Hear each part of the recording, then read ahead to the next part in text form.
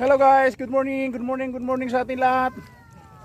Dito na po tayo sa panibagong vlog natin guys. Dito ulit sa Lian, Batangas City. So kahapon guys, di kami lumusob dahil medyo mababa yung dagat. Kagabi naman medyo mataas sana, kaya nakakatakot naman lumusob dahil ang dilim ng daanan, kaya pinili namin magpahinga na lang muna. Kaya di muna kami naligo. Ngayong umaga kami lulusob guys. Naku po, di namin alam. Mas matindi pa pala, napaka low tide. Ayan o. Magmula doon sa baybay, napakalayo. Lalong lumalayo yung dagat. Ayan, hindi namin inaasahan na ganito pala ka low tide. Kaya bigo na naman kami ngayon. Siguro mag-antay kami mamaya pagka medyo tumaas, saka kami maliligo. Ito po yung sitwasyon ngayon. Ayan.